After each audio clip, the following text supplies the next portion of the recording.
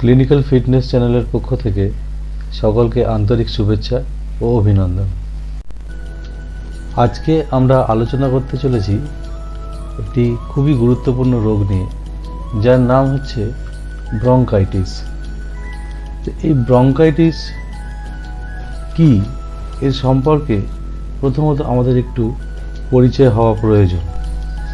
Bronchitis মানে হচ্ছে inflammation of bronchus, মানে আমাদের যে শ্বাসনালী আছে সেই শ্বাসনালীর মধ্যে একটা ইনফ্লামেশন হয়।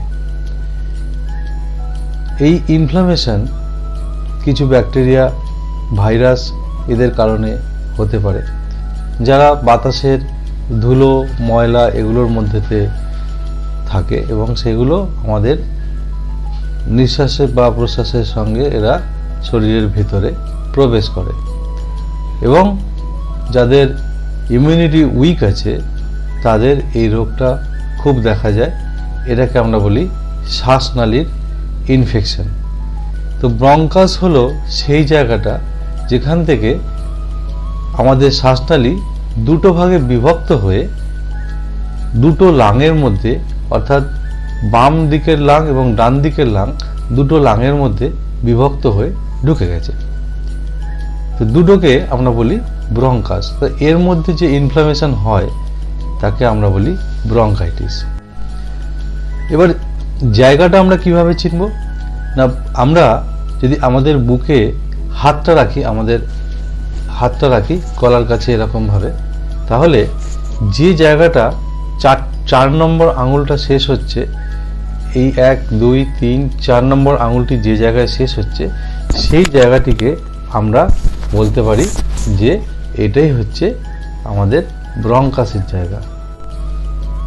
ব্রঙ্কাইটিস আমরা বুঝবো কি করে?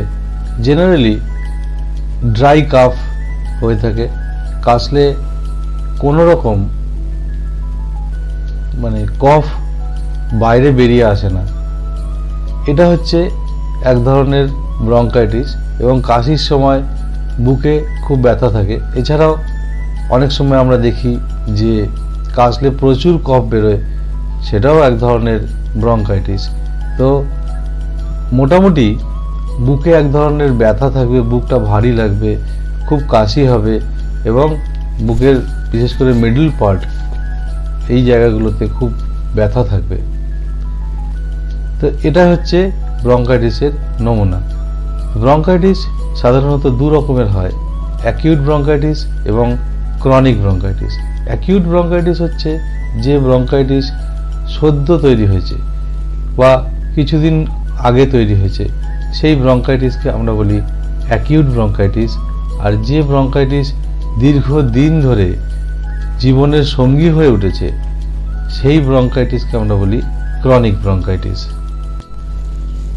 ব্রঙ্কাইটিস যদি ক্রনিক হয় তাহলে এটি সিওপিডির দিকে টার্ন করতে থাকে। সিওপিডি মানে ক্রনিক অবস্ট্রাকটিভ পালমোনারি ডিজিজ।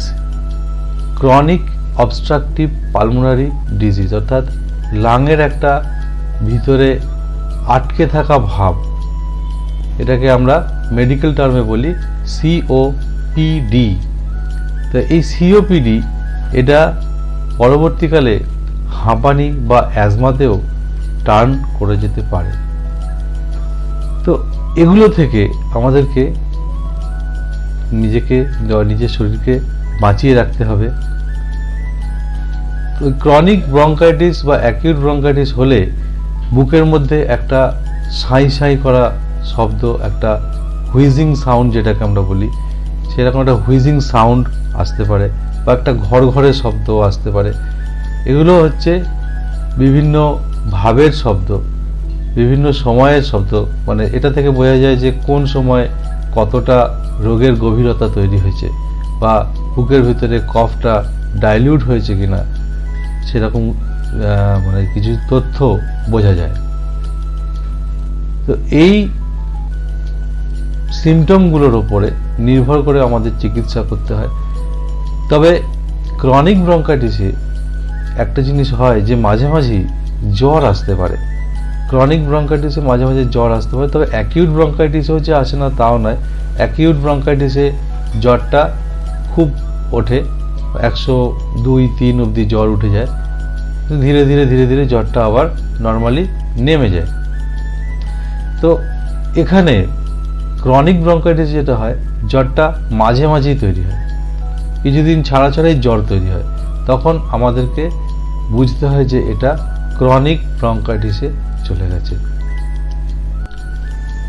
জ্বরের সঙ্গে সঙ্গে ক্রনিক ব্রঙ্কাইটিসে আমরা লক্ষ্য করতে পারি ডিসনিয়া বা শ্বাসকষ্ট, বা আমরা বলি শর্টনেস অফ ব্রিথ, বা শ্বাস নিতে অসুবিধা হচ্ছে বা অল্প শ্বাস নিচ্ছে, এরকম পরিস্থিতি তৈরি হতেও পারে। বেশিরভাগ ক্ষেত্রে এরকম পরিস্থিতি তৈরি হয় যে অ্যাকিউট ব্রঙ্কাইটিস হলেও একটা শর্টনেস অফ ব্রিথ আমরা দেখতে পাই।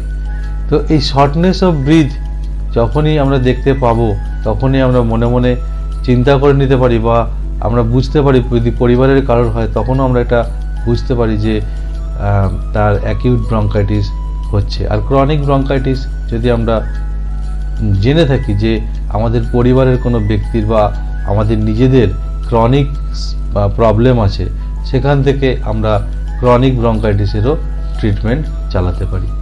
এখন প্রশ্ন হচ্ছে যে এখানে কি কোনো টেস্ট করা প্রয়োজন? দেখুন, ক্রনিক ব্রঙ্কাইটিস বা অ্যাকিউট ব্রঙ্কাইটিসের টেস্ট সেরকমভাবে কিছু হয় না, এটা সিমটম ওরিয়েন্টেড। তবে চেস্টে যদি কোনো ইনফেকশন থাকে বা চেস্টে যদি খুব বেশি পরিমাণ কফ জমা থাকে, তাহলে চেস্ট এক্সরে করলে একটা হেজিনেস দেখতে পাওয়া যাবে। সেটা এই মুহূর্তে আমি দেখাতে পারছি না, কিন্তু চেস্টের ভিতরে একটা হেজি শ্যাডো টাইপের একটা দেখা যাবে, হোয়াইটিস একটা শ্যাডো দেখা যেতে পারে। এছাড়া আর কিছু পাওয়া যায় না। ব্লাড টেস্ট করলে ইএসআর ভ্যালু একটু প্রবলেম করতে পারে, বেশি দেখাতে পারে, এই আর কি। মানে এগুলোই। আর হিমোগ্লোবিন হয়তো একটু কম দেখাতে পারে, যেহেতু অক্সিজেন কম যাচ্ছে শরীরে, হিমোগ্লোবিন অক্সিজেন মিক্স হচ্ছে না ঠিক মতো, সেই জন্য হিমোগ্লোবিনের পরিমাণটা একটু কম দেখাতে পারে, বা আরবিসির পরিমাণটাও পরবর্তীকালে ক্রনিক হয়ে গেলে একটু কম হয়ে যেতে পারে। এগুলো একটা সমস্যা তৈরি হয়। এখন বলবো ঘরোয়া কোনো উপকরণ, যে ঘরোয়া উপকরণগুলোর মধ্যে দিয়ে আমরা ব্রঙ্কাইটিসকে কন্ট্রোলে রাখতে পারি। প্রথমেই আমি বলবো ব্রিদিং এক্সারসাইজ বা প্রাণায়ামের কথা। ব্রিদিং এক্সারসাইজ বা প্রাণায়াম যদি আপনারা প্রত্যেক দিন করেন, তাহলে এই অ্যাকিউট বা ক্রনিক ব্রঙ্কাইটিস অনেক বেশি কিওর হওয়ার সম্ভাবনা থাকে। যদি ড্রাই কাফ হয়, তাহলে ব্রায়োনিয়া 30 দিনে 3 থেকে 4 বার ব্রায়োনিয়া 30। খুব বেশি যদি কাশি হয়, খুব বেশি কাশি হলে সেখানে আমরা বেলাডোনা 30, এটাও দিনে 3 থেকে 4 বার। তার সাথে ফেরামফস 3x বা 6x, যেটাই আমাদের কাছে অ্যাভেলেবেল থাকবে সেটা আমরা দিতে পারি। এটা দিনে 3 থেকে 4 বার, যতদিন না পর্যন্ত কাশি বা ব্রঙ্কাইটিসের রিলিফ তৈরি হচ্ছে ততদিন। তো এই ক্রনিক ব্রঙ্কাইটিস বা অ্যাকিউট ব্রঙ্কাইটিস, এটা নিয়ে বেশি চিন্তা না করে রোজ প্রাণায়াম করা খুব জরুরি। এছাড়াও গরম জলে স্নান করা এবং গরম জল খাওয়া, বিশেষ করে অ্যাকিউট স্টেজে গরম জল খাওয়া এবং গরম জলে স্নান করা খুবই জরুরি। যাদের ব্রঙ্কাইটিস আছে তারা যদি ঠান্ডা জলে স্নান করেন, বিশেষ করে শীতকালে যদি ঠান্ডা জলে স্নান করেন, তাহলে ব্রঙ্কাইটিসের চাপটা বাড়তে পারে বা রোগের প্রাদুর্ভাবটা একটু বেশি তৈরি হয়ে যেতে পারে।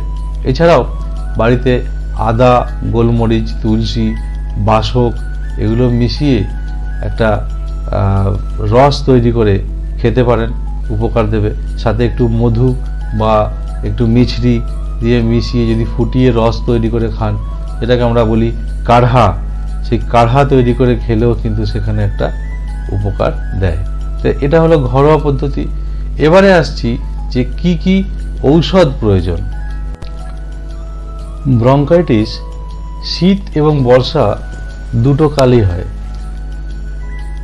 শীতকালে যে ব্রঙ্কাইটিস হয় তার জন্য একটা ড্রাইনেস সবসময় ভিতরে কাজ করতে পারে। তখন আমরা ব্রায়োনিয়া 30 কথা ভাবতে পারি। যদি ঠান্ডা বাতাস লেগে খুব কাশি বাড়ে, তখন আমরা হিপার সালফ 30 ইউজ করতে পারি।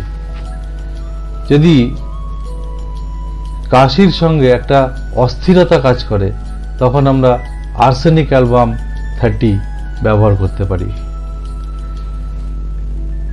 খুব যদি শ্বাসকষ্ট থাকে, সেখানে আমরা স্পঞ্জিয়া 30 ব্যবহার করব। এগুলো সবই হচ্ছে দিনে 3 থেকে 4 বার, 4 থেকে 5 ফোঁটা সারাদিনে 3 থেকে 4 বার এবং 4 থেকে 5 ফোঁটা, এটা মেনটেন করে বেশ কিছুদিন খেতে হবে। বুকের মধ্যে খুব ঘড়ঘড়ে শব্দ এবং তার সাথে যদি অস্থিরতা কাজ করে, তাহলে আমরা আর্সেনিক অ্যালবাম 30 সাথে অ্যান্টিটার্ট 30 এটাও আমরা ব্যবহার করতে পারি। এগুলো সবই 3 থেকে 4 বার দিনে। তবে প্রয়োজনে 3 ঘন্টা অন্তরও দেওয়া যেতে পারে, তবে সেটা অবশ্যই চিকিৎসকের পরামর্শ মতো। তো এই ছিল আজকের আলোচনা যদি ভালো লাগে আপনারা লাইক করুন, সাবস্ক্রাইব করুন, শেয়ার করুন, যাতে চ্যানেলটি আরও বেশি উন্নত হয় এবং আপনাদের কাছে সঠিক চিকিৎসা পদ্ধতি আপনাদের কাছে নিয়ে আসতে পারি। ধন্যবাদ, ভালো থাকবেন।